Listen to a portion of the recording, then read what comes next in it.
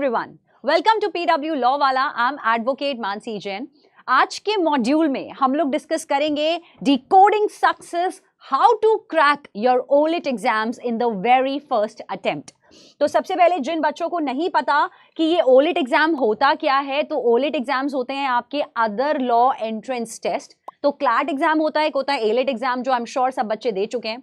अब बारी आती है ओलिट एग्जाम्स की, जिसमें बहुत सारे एग्जाम्स आ जाते हैं जिनको अदर लॉ एंट्रेंस टेस्ट कहा जाता है, जैसे कि आपका एलसैट, एलनैट, एनलैट एग्जाम, स्लैट एग्जाम होता है आपका, BHU LLB टेस्ट होता है, CUET का एग्जाम होता है. तो एग्जैक्टली इन सब एग्जाम्स को लिखने के बाद आप किसी भी अच्छे रिनाउंड प्राइवेट कॉलेज से अपना लॉ का सपना साकार कर सकते हैं. अगर ज्यादा डिटेल आपको जाननी है अबाउट द ओलिट एग्जाम्स, तो हम लोग ऑलरेडी एक वीडियो लॉन्च कर चुके हैं जहां पर डिटेल में डिस्कस किया गया है इन सारे ओलिट एग्जाम्स के बारे में, इनके एलिजिबिलिटी क्राइटेरिया के बारे में, इनके एप्लीकेशन फीस के बारे में, कौन कौन से कॉलेजेस कितने नंबर ऑफ सीट्स ऑफर करते हैं. ये सारा डिटेल डिस्कशन है इन द ओलिट एग्जाम मॉड्यूल. आज के मॉड्यूल में हमें ये जानना बहुत जरूरी है कि अगर हम किसी भी ओलिट एग्जाम को लिखने वाले हैं तो क्या होगा वो सक्सेस मंत्रा जो फर्स्ट अटेम्प्ट में आपका ओलिट एग्जाम आपको क्लियर करने में हेल्प आउट करेगा. तो number 1, meticulous planning is your bet. Fill the required application forms in time. तो नंबर 1, सबसे पहले तो चीजों को प्लानिंग करेंगे, स्ट्रैटेजाइज करेंगे, तभी एग्जाम क्लियर हो सकता है. सबसे पहले आपको ये करना है कि जो भी एग्जाम आप देने वाले हो, फॉर एग्जाम्पल अभी सबसे पहले जो एग्जाम होने वाला है वो होने वाला है एलसैट एग्जाम, जो 20 और 21 जनवरी को होने वाला है. उसके रजिस्ट्रेशन की लास्ट डेट रहेगी आपकी 10 जनवरी 2024. तो आपके जो भी एग्जाम के लिए आप अपीयर करने वाले हो, सबसे पहले तो जो भी उनके रजिस्ट्रेशन के फॉर्म्स हैं उनको ड्यूली टाइमली फिल कर देना. That is utmost important right now. इसके बाद we have crafted a blueprint for you कि सब्जेक्ट वाइज किस तरीके की स्ट्रैटेजीज रहनी चाहिए, सब्जेक्ट वाइज कॉन्सेप्ट क्लैरिटी के लिए क्या क्या चीजें इंपॉर्टेंट है. सबसे पहले बात करते हैं हम लोग इंग्लिश सेक्शन से. तो बहुत सारे एग्जाम्स में रीडिंग कॉम्प्रिहेंशन का सेक्शन होता है जो कि आपका इंग्लिश लैंग्वेज के क्वेश्चंस जिसमें आते हैं. तो यहां पर you will have to master the language proficiency. यहां पर आपको अपना लैंग्वेज पे कमांड रखना बहुत जरूरी है. रेगुलरली सब इस तरीके के इंग्लिश मटेरियल्स को पढ़ना बहुत जरूरी है. वोकैबुलरी का एनरिचमेंट करना बहुत जरूरी है. नए वर्ड्स को समझना जरूरी है, जिसमें आपको रूट वर्ड कॉन्सेप्ट बहुत ज्यादा हेल्प आउट करता है, क्योंकि काफी सारे ओलिट एग्जाम्स में अक्सर आपसे एंटोनिम्स, सिनोनिम्स या न्यू वर्ड्स या स्पॉटिंग द एरर्स इस टाइप के क्वेश्चंस पूछे जाते हैं. तो यहां पर आपका इंग्लिश पर एक स्ट्रॉन्ग कमांड होना बहुत जरूरी है, और अगर नहीं है तो practice will definitely make you perfect. After that comprehension expertise होना बहुत जरूरी है, क्योंकि मेजरली सारे एग्जाम्स में पैसेजेस आते हैं, आइदर द शॉर्ट पैसेजेस और द लॉन्ग पैसेजेस. तो कॉम्प्रिहेंशन समझना बहुत जरूरी है, क्योंकि ये आपको अल्टीमेटली एक स्पीड देता है. आप जितना ज्यादा कॉम्प्रिहेंशन पैसेजेस को समझोगे उतना ज्यादा, या जितना ज्यादा प्रैक्टिस करोगे अगर मैं कहूं तो स्पीड आपकी अकॉर्डिंगली बढ़ेगी, जो आपको मेन पेपर को सॉल्व आउट करने का एक एंड्योरेंस डेवलप कराएगी.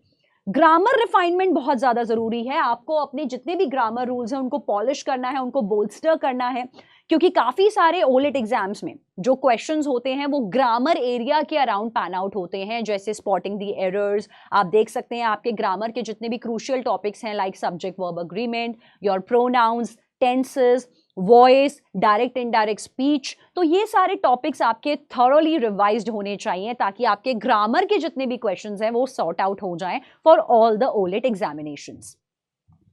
Next is your general knowledge. So, staying aware and staying informed is the need of the hour.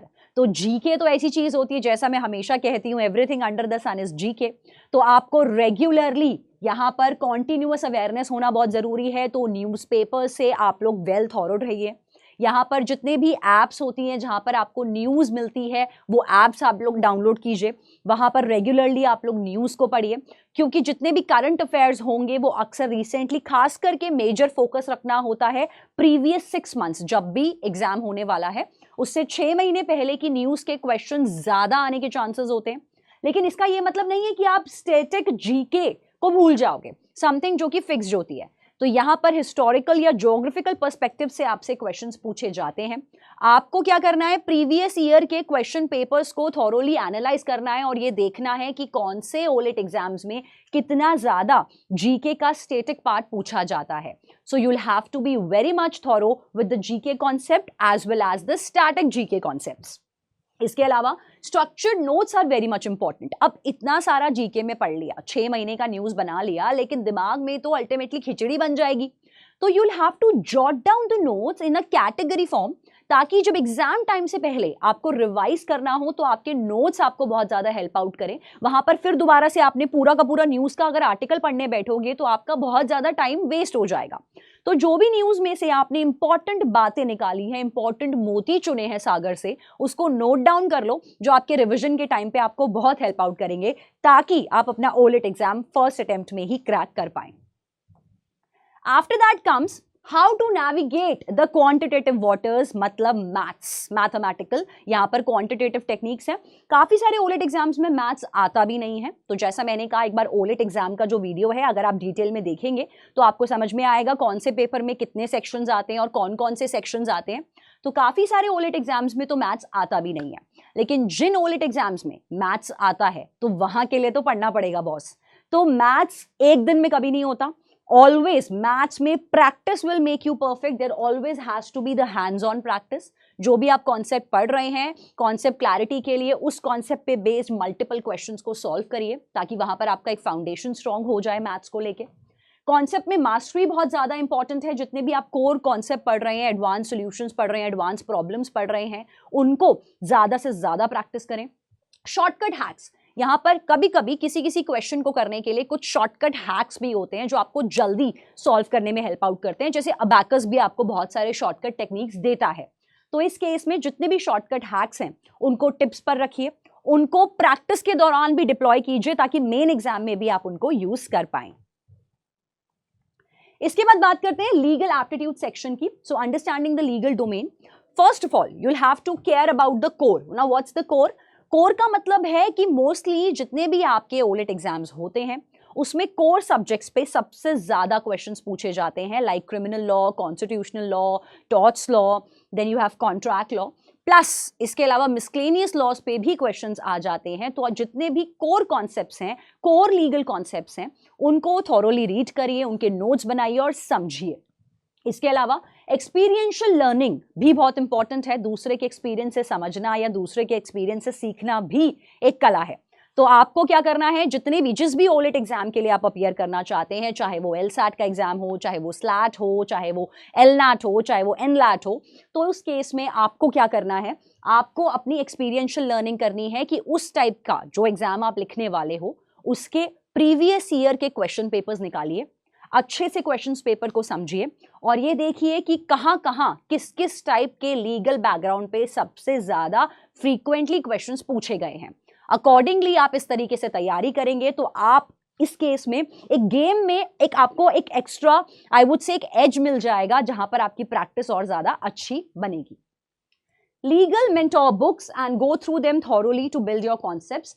तो यहाँ पर चाहे आप लीगल पढ़ना चाहें अपने मेंटोर से, एडुकेटर से, अगर आप कोई बुक या स्टडी मटेरियल को रेफर कर रहे हैं तो प्रॉपरली उनको पढ़िए, उनको एक्यूमुलेट कीजिए, उनको पढ़िए और प्रॉपरली उनसे नोट्स बनाइए, ताकि लीगल सेक्शन आपका केक वॉक की तरह निकल जाए।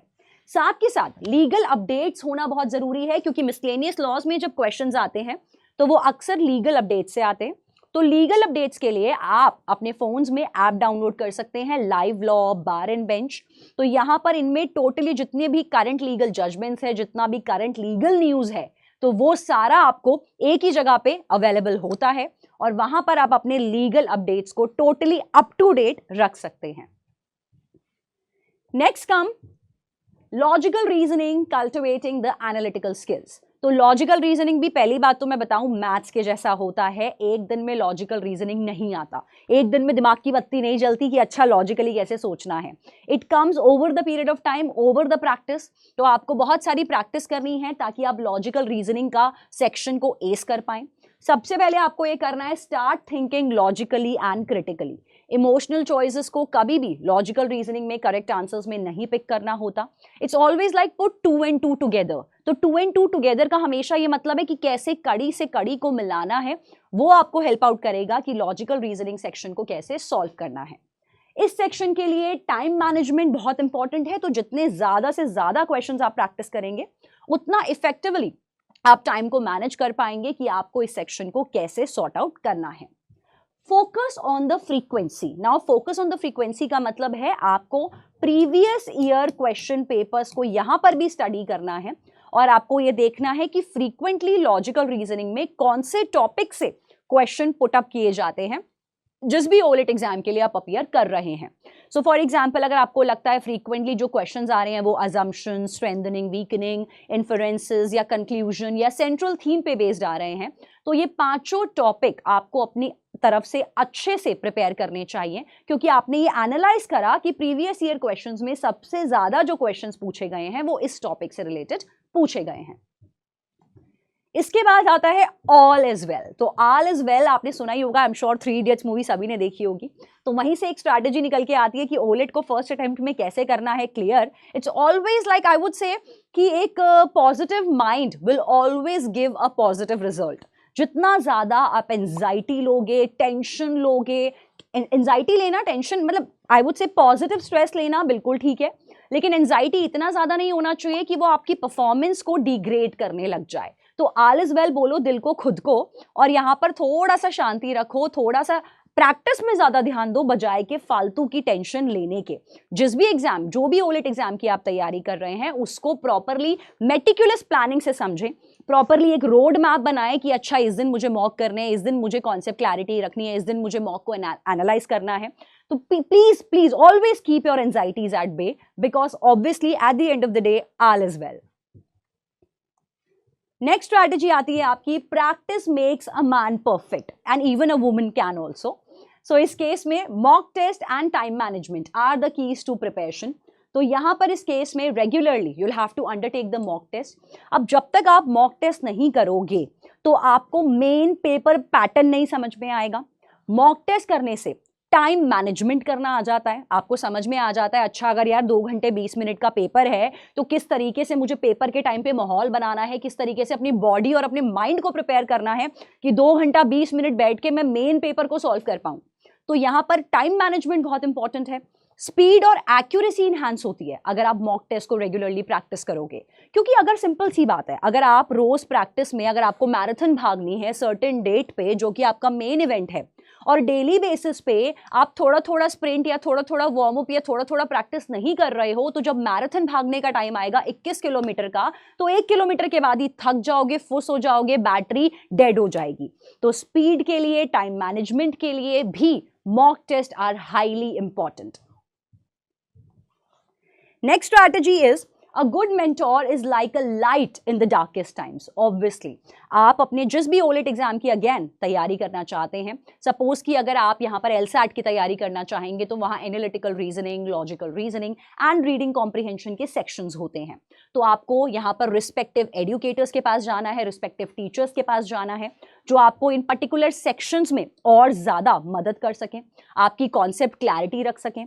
अगर यहाँ पर आप अपने किसी पीयर के पास जाना चाहते हैं, जिसको मैं अक्सर कहती हूँ स्टडी बडी, तो आप अपने किसी दोस्त को पकड़ लो, लेकिन ऐसे दोस्त को पकड़ना जो अच्छा कर रहा हो ऑलरेडी। तो स्टडी बडी के थ्रू भी आप अपने पीयर्स के बीच में भी नोट्स एक्सचेंज कर सकते हो, पढ़ाई कर सकते हो, अकॉर्डिंगली अपनी तैयारी कर सकते हो। अगर आप रिलाई करते हो ऑनलाइन फोरम्स पे, ऑनलाइन स्टडी मटेरियल पे, तो रेगुलरली यूट्यूब की वीडियोस देखिए, अपने मेंटोर्स की गाइडेंस में रहिए, ताकि आप अपने रिक्वायर्ड ओलेट एग्जाम के लिए अपनी तैयारी को फर्स्ट अटेम्प्ट में क्लियर करने लायक बना सकें। Dos and don'ts for olets. तो यहां पर कुछ एक लिस्ट बनाई है मैंने, जहां पर डूज एंड डोंट्स है for OLED. Number 1, identify your preferred learning style. तो इसके ऊपर भी हम लोग ऑलरेडी एक वीडियो कर चुके हैं टॉपर्स हैक्स की, जरूर देखिएगा, जहां पर मैंने कुछ ऐसे गुणाकार, भागाकार और जोड़ाकार करके इस तरीके से कुछ 5 पॉइंट्स रिड्यूस करे हैं जो अक्सर टॉप करने के लिए कुछ हैक्स हैं जो काम आते हैं, जिससे आप कोई भी एग्जाम टॉप कर सकते हो। तो यहां पर identify your preferred learning style. अब जरूरी नहीं है कि हर बच्चा बोल बोल के याद करे, किसी को मन मन में याद होता है, किसी को नोट्स लिख के याद होता है। तो अपना प्रेफर्ड लर्निंग स्टाइल को सबसे पहले डिस्कवर करें और अकॉर्डिंगली जिस भी एग्जाम के लिए आप तैयारी कर रहे हैं वैसे ही अपना पेपर स्टडी स्टाइल बनाइए। Celebrate the milestones. तो ऐसा नहीं है कि यार जब तक मेन पेपर नहीं होगा ना, उसमें जब तक मैं अच्छा परफॉर्म नहीं करूंगा या करूंगी तब तक तो मैं कभी भी कुछ भी सेलिब्रेट नहीं करूंगी। तो छोटी छोटी विक्ट्रीज को भी सेलिब्रेट करिए, तभी तो आप जब बैटल में जीत जाएंगे तो सेलिब्रेट कर पाएंगे। तो सपोज अगर आज आपने मॉक लिखा और वो बहुत अच्छा गया, बहुत अच्छा स्कोर किया, तो उस केस में थोड़ा सा स्लैक ले लो, थोड़ा सा ईज आउट करो, थोड़ा सा छोटा सा विक्ट्री कराओ, एक दिन अपने फ्रेंड के साथ 1 घंटे के लिए बाहर घूमाओ या 1-2 घंटे के लिए कॉफी पियाओ, या इस तरीके से थोड़ा थोड़ा विक्ट्रीज को सेलिब्रेट करना भी इंपॉर्टेंट है, क्योंकि कहीं ना कहीं ये चीजें भी पॉजिटिव रीइंफोर्समेंट होती है। और साइकोलॉजिकल पर्सपेक्टिव की बात करूं तो ये पॉजिटिव रीइंफोर्समेंट आपके ब्रेन को पुश करती है ऐसे हैप्पी हार्मोन रिलीज करने में, जो आपको आगे की तैयारी, आगे की मेहनत के लिए और ज्यादा पंप अप कर देती है। Understanding over memorisation. तो यहां पर ये पॉइंटर ये बोल रहा है रट्टोफिकेशन मत करो, रोट लर्निंग पे मत जाओ, रट्टो तोता मत बनो। जो भी कॉन्सेप्ट पढ़ रहे हो अगर आप उसको समझ के पढ़ोगे, एप्लीकेशन फॉर्म में पढ़ोगे, या आई वुड से जैसे कहते हैं ना प्रैक्टिकलिटी से समझो तो जल्दी समझ में आता है, उस तरीके से समझोगे, रटोफिकेशन नहीं करोगे, तो वो बात आपको एग्जाम तक के लिए तो क्या जिंदगी भर के लिए याद रहेगी और इससे आप ज्यादा से ज्यादा नॉलेज को ग्रास्प कर सकते हो। Draw inspiration. तो कोई भी आपका रोल मॉडल हो सकता है जिससे आप इंस्पिरेशन लो, चाहे वो आपका फ्रेंड हो या कोई एलुमनाई हो उस कॉलेज का, या कोई भी इन्फ्लुएंशियल पर्सनालिटी हो, उससे इंस्पिरेशन लो और समझो कि हाँ यार इस तरीके से मुझे भी इस पर्सन के लेवल तक या इसके जितना लेवल तक जरूर पहुंचना है। एक्सपीरियंशियल विजडम अगेन, कि paving the path that the leaders have led for us, it's like that. तो इस केस में एक्सपीरियंशियल लर्निंग करिए, किसी और के नॉलेज को यूज करिए कि आप अपने लिए बेस्ट कैसे कर सकते हो सामने वाले के पद चिन्हों पे चल के, it's like that. Learning from the falls, अपनी गलतियों से सीखिए, मॉक्स को एनालाइज करना मत भूलिए। बच्चे अक्सर क्या करते हैं, यार आज मॉक सॉल्व किया, टोटल स्कोर निकाला, अच्छा रॉन्ग इतने थे, राइट इतने थे, टोटल मेरा स्कोर ये रहा, ओके बंद कर दिया मॉक, जम्प्ड ऑन टू ना अनदर मॉक। ये चीज कभी मत करिए। Mock analysis is the key to actually work on your strengths and also on your weaknesses. Why? क्योंकि अगर मुझे पता चला इस मॉक में मेरे 15 क्वेश्चन गलत थे, तो उनको एनालाइज करिए कि यार बाबा ये 15 क्वेश्चंस अगर मेरे गलत हुए हैं तो क्यों हुए हैं, क्या वजह थी जिस वजह से मैं इन 15 क्वेश्चन में लैग कर पाया। अगर आपने अपनी गलती नहीं समझी तो सेम मिस्टेक को आप बाकी के मॉक्स में भी रिपीट करते चले जाओगे। तो यहां पर वो मॉक का जो स्कोर था, जो अगर आप पहली गलती से समझ लेते, दोबारा से आप उस गड्ढे में कूदने से बच जाते। तो इस केस में always analyse your mocks, always learn from your false.